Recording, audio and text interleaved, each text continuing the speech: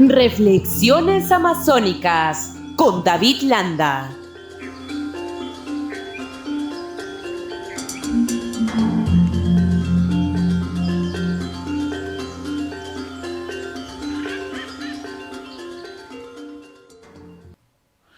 Buen día, David, ¿cómo te va? Qué gusto saludarte. ¿Cómo amanece en Moyobamba?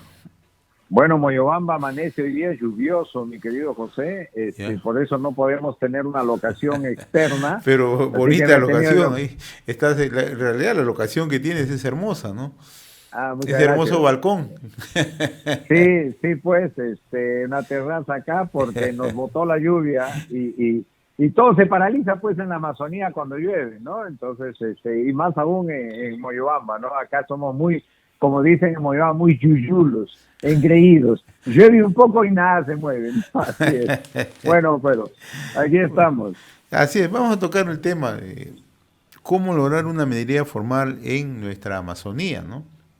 Y en Mm. realidad este es un esfuerzo, ¿no?, permanente, pero cuando uno mira lo que está ocurriendo en distintas zonas, ¿no? En el río Nanay, por ejemplo, Loreto, cuando uno mira lo que ocurre en Madre de Dios, en la selva de Huánuco, o en algunos lugares en San Martín, ¿no?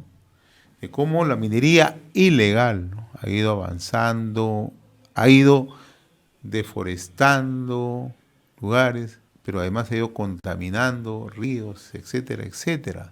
Entonces, ¿qué hacemos? ¿Cómo podemos avanzar en este tema en la Amazonía, mi estimado David? Sí, bueno, en realidad habría que comenzar con algunas generalidades, ¿no? Por ejemplo, tenemos un poco en el imaginario nacional, ¿no?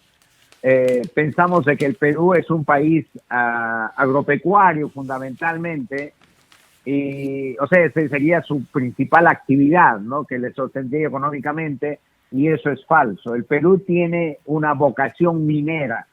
Definitivamente, en lo pálidamente desarrollado en el tema minero, a pesar de esa palidez y debilidad todavía en el desarrollo de la actividad minera en el Perú, la minería contribuye al PBI de una manera mucho más importante que cualquier otra actividad, ¿no? Por ejemplo, esta actividad me refiero de producción, no estamos hablando de servicios. Entonces, una de las actividades que más ha crecido en los últimos años de una manera espectacular, por ejemplo, es la agroexportación, ¿no? Que ha subido desde la década del 90, digamos, ha subido exponencialmente su presencia en el PBI nacional, de 1% al 4% ahorita, ¿no?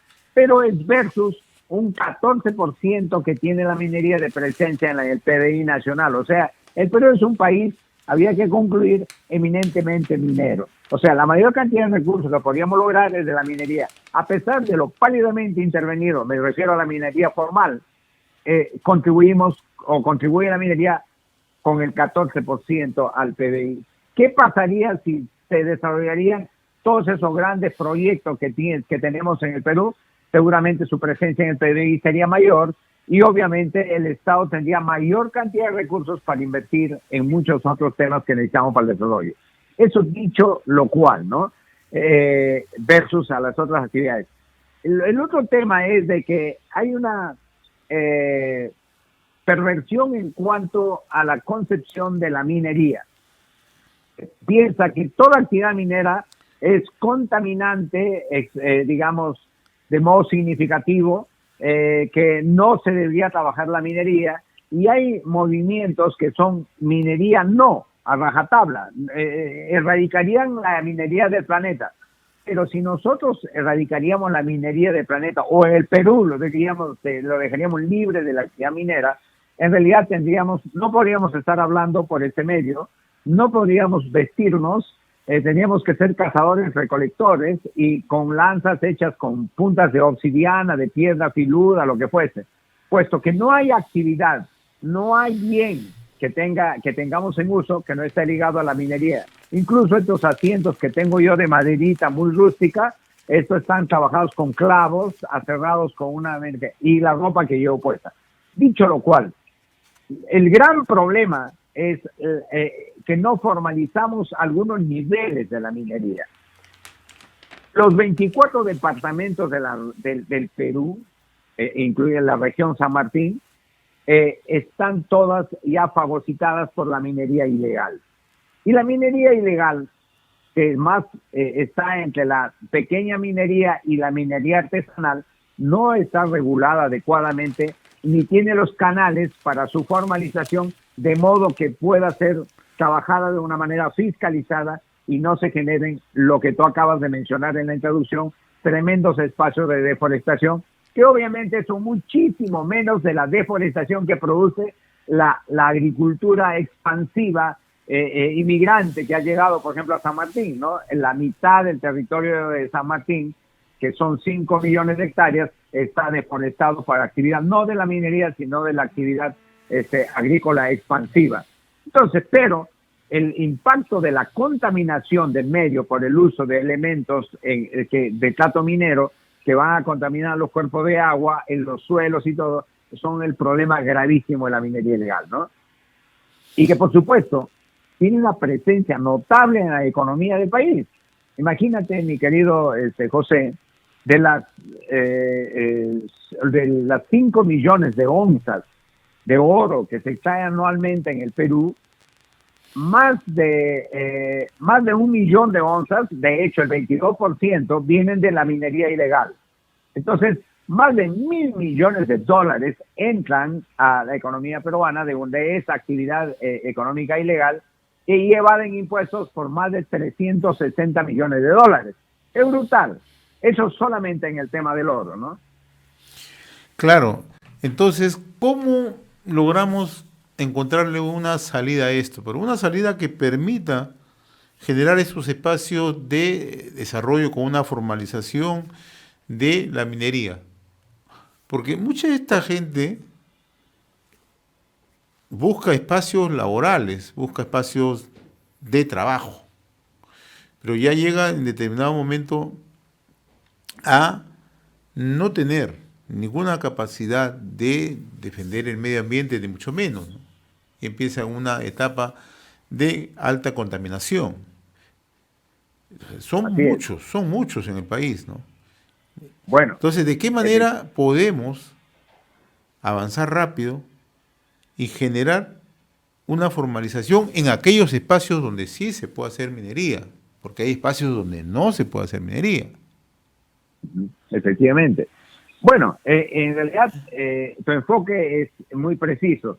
La actividad, la pequeña minería y la minería artesanal tiene una gran ocupabilidad de mano de obra, eso es verdad. La gran minería obviamente está muy mecanizada, automatizada incluso en algunos aspectos, que reduce a una ínfima, mínima, digamos, presencia de la mano de obra.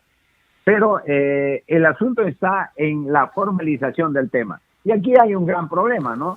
Porque por un lado tenemos a grupos ideologizados que están contra toda actividad minera, porque le tienen estigmatizado a la actividad empresarial, consideran que ser empresario es ser malo, ser empresario es ser mercantilista, que nadie debería ser empresario, que el empresario es el explotador, más aún si viene de una gran empresa, etcétera, etcétera. Entonces, por un lado, hay la negación por un tema ideológico, pero por el otro lado, al hacer esa negación y la oposición, están dejando los espacios para la actividad minera en el tema de pequeña minería y minería artesanal, que es altamente contaminante. Pero también estos grupos ideologizados son ambientalistas porque han tomado las banderas verdes. Entonces ahí hay una gran contradicción y eso es lo que se trata de desatar ese nudo que tú estás mencionando.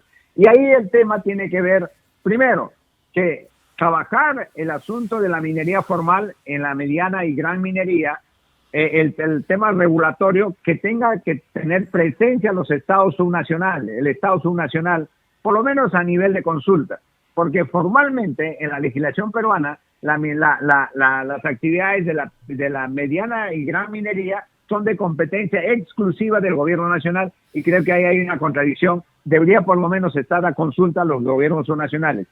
Solamente le dan competencias en la mediana, en la pequeña minería y la minería artesanal. Y ahí habría que perfeccionar el tema, por el otro lado, para formalizar a estas actividades propiciando de repente mecanismos de asociatividad para trabajar denuncios mineros referidos a la minería artesanal y a la pequeña minería, ¿no? Son mecanismos que hay que trabajar, pero que no se toman en cuenta y se propician que se generen economías y problemas sociales como lo que estamos teniendo en Madre de Dios, ¿no? Y eso tiene que ver, tiene una íntima relación con los mecanismos de zonificación ecológica y económica orientados al ordenamiento territorial, que no se ponen en práctica en por lo menos en los departamentos y regiones de la Amazonía, ¿no? Ahora, en el caso de San Martín, ¿qué zonas hay donde hay presencia de minería ilegal en estos momentos, David? Tenemos en el centro de la región, en la zona del Parque Nacional Río Abiseo, hay algunos sectores que están amenazados y eso amenazan justamente a ese patrimonio de la humanidad que es el Parque Nacional Río Abiseo y donde está ubicado pues el otro patrimonio cultural de la humanidad que es el Gran Pajatén, tema también de nuestra preocupación y la necesidad de poner en valor. Ese es otro asunto. Y también lo tenemos en el sur, en los límites con el departamento de Huánuco, todos referidos a la actividad aurífera, ¿no? Que es altamente contaminante, ¿no? Muy bien. Yo, como siempre, te agradezco, mi estimado David Landa, esta presentación cada semana en Reflexiones Amazónicas y, sobre todo, mostrando, poniendo en la vitrina los principales temas de interés en la Amazonía, ¿no? Así como nosotros permanentemente promovemos emprendimientos en este espacio, también ponemos los reflectores en aquellos lugares o en aquellas zonas donde se requiere presencia del Estado, presencia de las autoridades. Yo te agradezco, mi estimado David. Muchas gracias, mi querido José, como cada fin de semana a este espacio y ventana de opinión de la Amazonía para el Perú y el mundo. Gracias, a través de RCR. Gracias. Saludos. Conversamos con David Landa en nuestra secuencia Reflexiones Amazónicas en la semana en RCR. Reflexiones Amazónicas con David Landa.